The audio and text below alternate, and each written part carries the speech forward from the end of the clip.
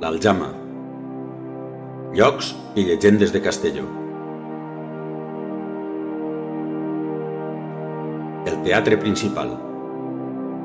Llegenda, Roc Petit, de Manel Domínguez Pallarés.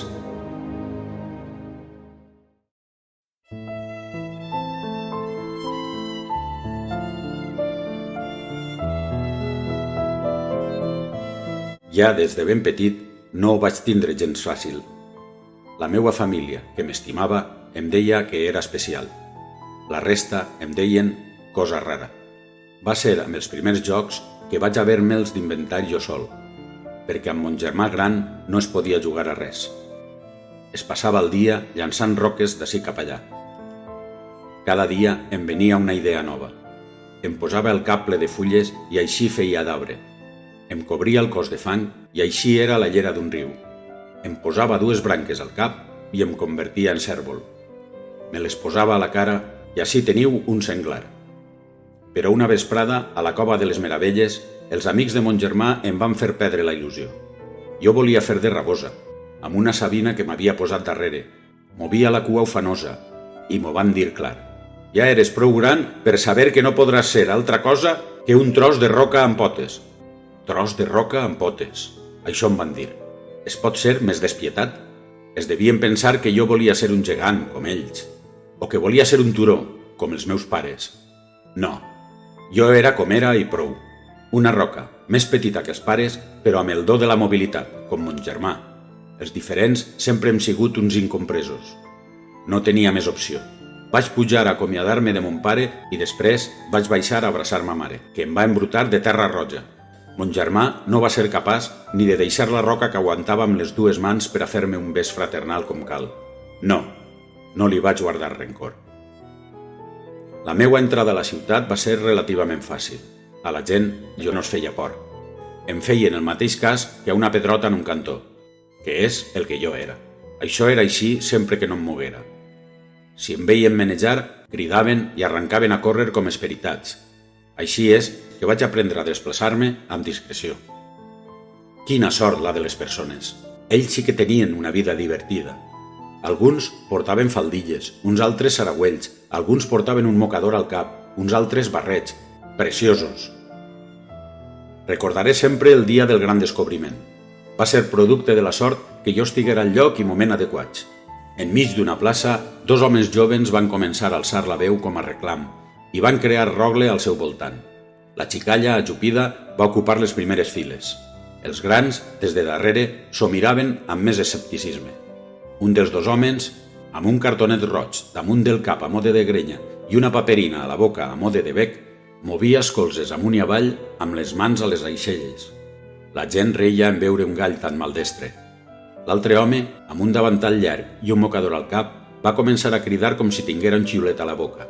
Anava darrere de l'altre, que fugia batent els braços. La gent reia, picava de mans. No m'ho podia creure. Allò que sempre havia desitjat, per fi ho havia trobat. Jo també volia ser aquell gall. Jo també volia ser aquella camperola. Jo volia ser qualsevol cosa diferent. L'emoció va ser tan gran que no em vaig contindre. Em vaig llançar al mig del rogle i es va produir una estampida general. Sense voler-ho, vaig fer desaparèixer l'encant d'aquell moment. Però almenys em va servir per a saber què estaven fent aquells dos homes. Estaven fent un teatret. Jo també volia fer teatrets. Jo també volia tindre al meu voltant un cabàs de gent admirant-me, rient-se, aplaudint-me. Jo també volia acabar les actuacions fent reverències. Però les paraules dels amics de mon germà em ressonaven com una campana. Mai no serà res més que un tros de roca amb potes. Em va costar molt assimilar que mai podria ser un comediant, però la vida sempre et dona un cop de sort. No recordo la manera exacta com me'n vaig assabentar. Volen construir un teatre. No va ser difícil descobrir on quedava la pedrera d'on portaven el material. Allí vaig anar a parar i em vaig deixar caure llarg a terra. Recordo encara les paraules en descobrir-me. Aquesta roca és de primera. Això sí que és tindre criteri, i no els amics de mon germà. Tros de roca amb potes.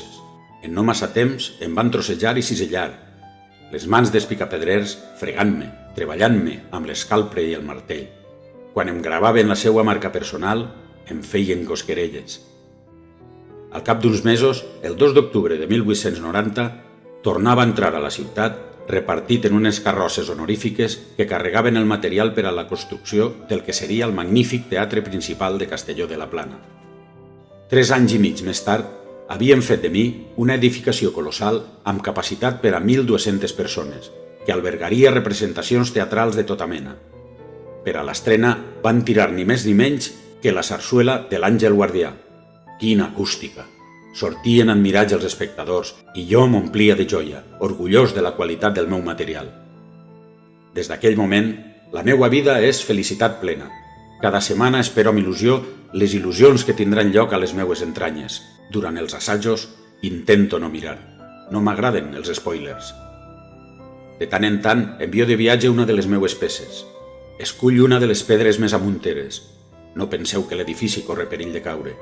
Així faig una visita a ma mare, que continua allí, sustentant joves esportistes.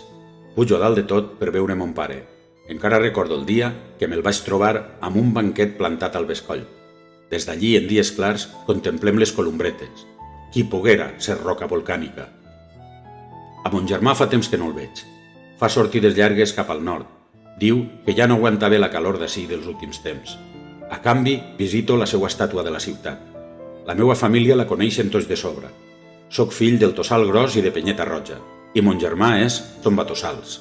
Un famós escriptor el va fer la biografia, però Josep Pasqual i Tirado es va oblidar de mi. Què hi farem? En aquest món, uns tenen la fama i els altres carden la llana. En són pocs els que coneixen que sóc Roc Petit.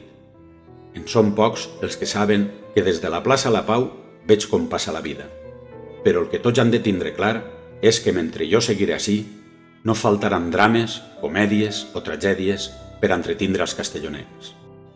La meua vida sí que és una vida de pur teatre.